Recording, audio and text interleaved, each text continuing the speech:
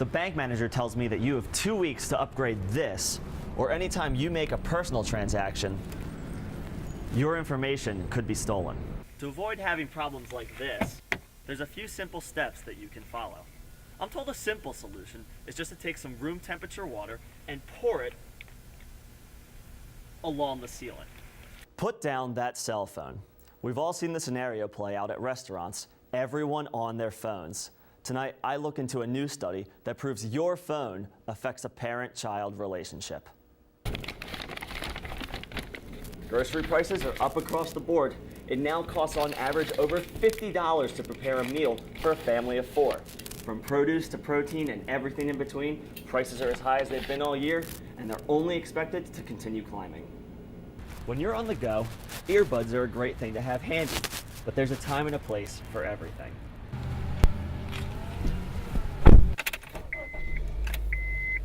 According to the DMV, the number of people driving with earbuds in is at an alarmingly high rate. It's illegal in 35 states, including Virginia, so make sure to take the earbuds out when you get behind the wheel.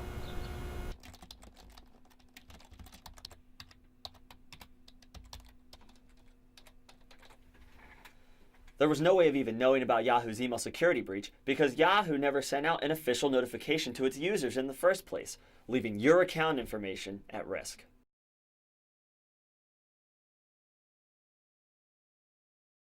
It was just over 9 months ago. Michael Newpower remembers it like it was yesterday, the bike ride that nearly took his life. I was on a ride by myself on 259 going towards West Virginia. I was going to be about a mile away from the Bergton turnoff, and a lady hit me in a very large SUV. 9 months later, Michael isn't just riding again. He's honoring bikers that have either been injured or killed in cycling accidents by taking part in the annual Ride for Silence event. Rob Cohn is one of the bikers who lost a friend in a biking accident. He was riding from up Port Republic Road to visit his son, who was then a freshman at JMU. So he never made it. A scary reminder of how dangerous the roads can be for pedestrians. The bikers worry that drivers aren't always fully focused on the road, and that could have deadly consequences. We're people, we're fathers. Here's my son. You know, we're out there on the road just trying to do something healthy, to get somewhere. The bikers will travel 10 quiet miles, and they have one simple request for who they share the road with. Be safe. There's a lot of distractions out there, so just watch for everything. Keep your eyes on the road.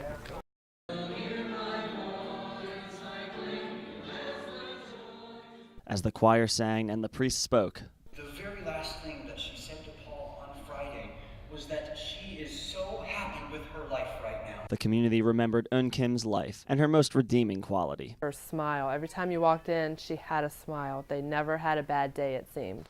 Paul Kim wanted to share memories about his mother, but he asked that we protect his identity until this person of interest is found. My mom is an angel, like I said.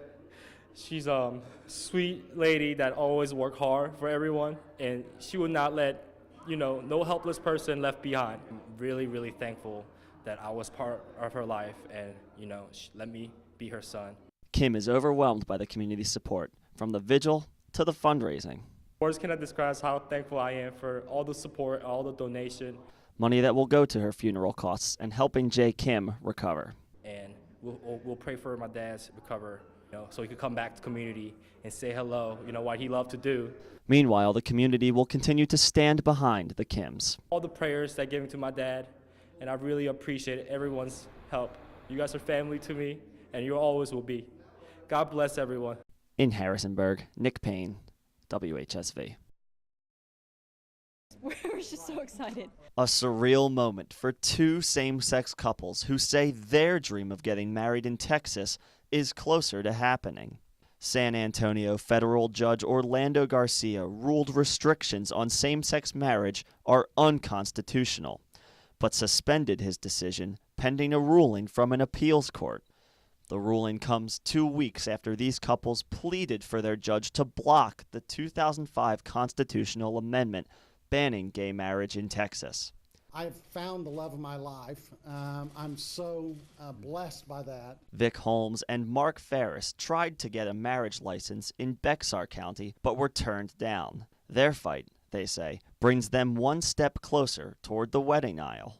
the court recognized the issue will be decided by a higher court, and so we will just continue the effort of defending the Texas Constitution. Visiting the Alamo City, Attorney General Greg Abbott said this controversy involves good people on both sides, but he will do all he can to block Judge Garcia's ruling. As soon as we take this all the way and win the whole thing, we're going to come right back home to Texas and get married.